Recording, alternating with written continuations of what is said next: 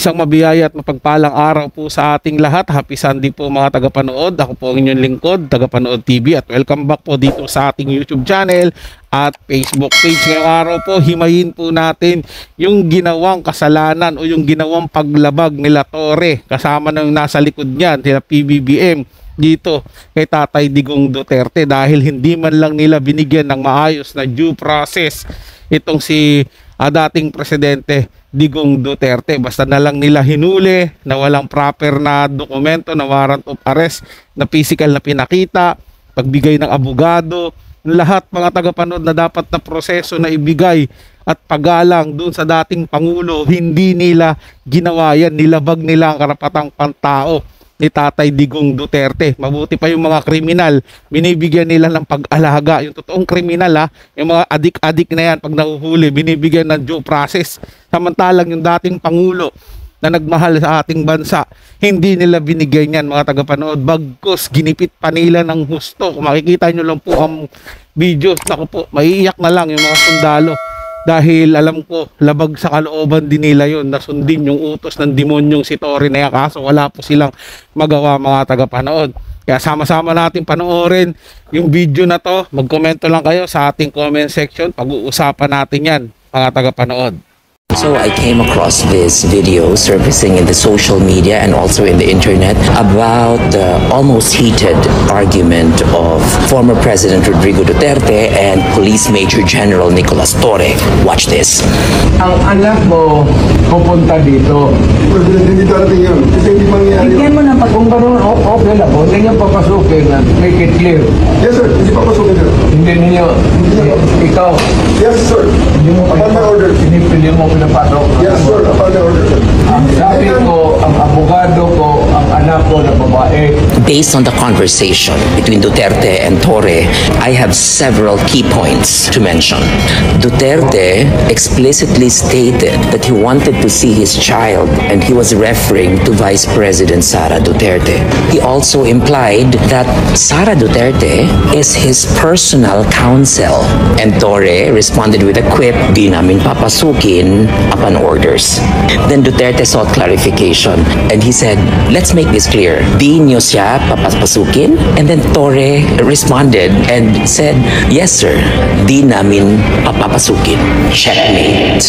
Under Section 12 of the Article 3, which is the Bill of Rights of the 1987 Constitution, any person under investigation for the commission of an offense shall have the right to be informed of his right to remain silent and to have competent and independent counsel, preferably of his own choice. If that person cannot afford the services of counsel, he must be provided one. These rights cannot be waived except in writing and in the presence of counsel. Since former President Rodrigo Duterte was denied of his constitutional rights of a personal lawyer of his choice, then that could be a violation.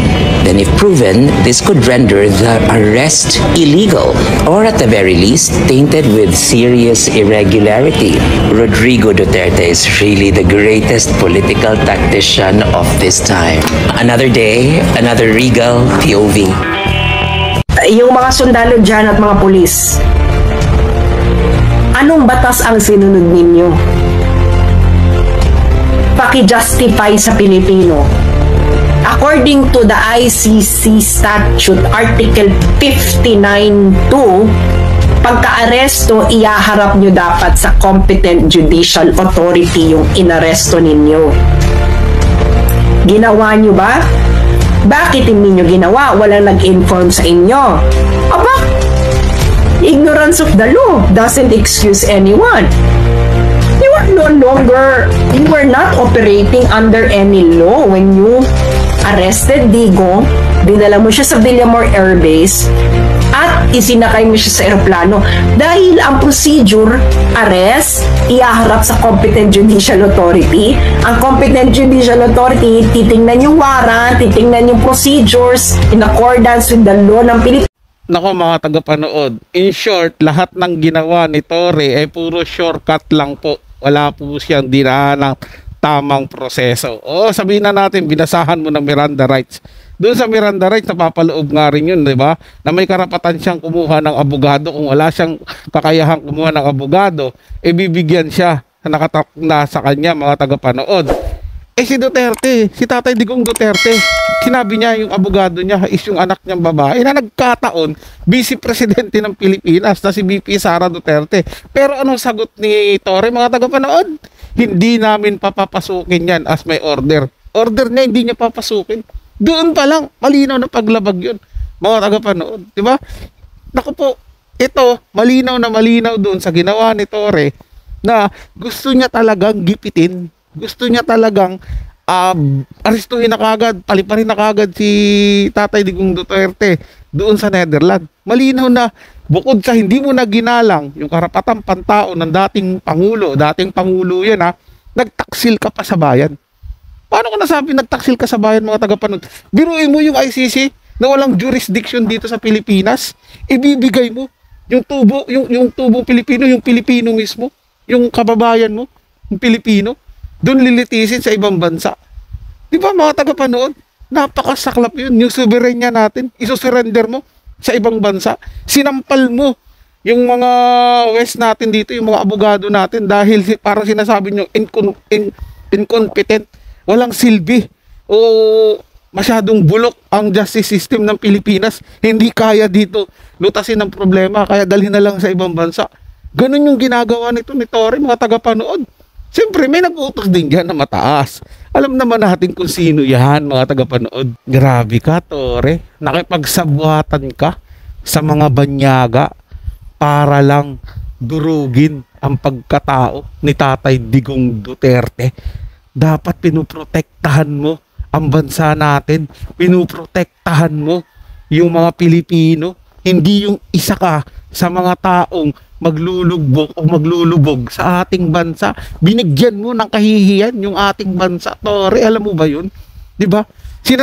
Sasabihin natin, parang sinasabi mo sa ibang bansa na walang silbi ang Pilipinas, hindi namin kayang lutasin ang mga problema namin about kriminalidad, kaya kayo na ang bahala sa amin. Ganun yun, mga tagapanood, yung ginawa niya. Di ba? Sinabi niya, parang ipinakita nila sa buong mundo na walang silbi ang gobyerno ng Pilipinas na hindi kayang lumutas ng mga problema. Grabe naman, mga tagapanood. Dito makikita kung gaano kabulok yung pag-iisip ni Torre. Meron pa nga isang video to Sinabi niya na okay lang daw kung ikaw daw uhulihin ng isang pulis o yung isang tao uhulihin daw ng pulis. Pwede daw hulihin yun nang walang dalang warrant of arrest. Pag nagtanong, asan yung warrant of arrest? Ando doon sa presinto, tara sumama ka. Ganun lang daw, mga tagapanood. So parang sinabi niya na rin na pwede tayong magmaneho ng sasakyan na wala tayong lisensya. Total, pwede naman natin dalhin yung mga pulis sa bahay natin kung naiwan natin yung lisensya. Ganun po ba, mga tagapanood? Mag-a-apply ng trabaho. Di ba? Nasaan yung requirements mo? Nasa bahay po. Kunin na lang po natin.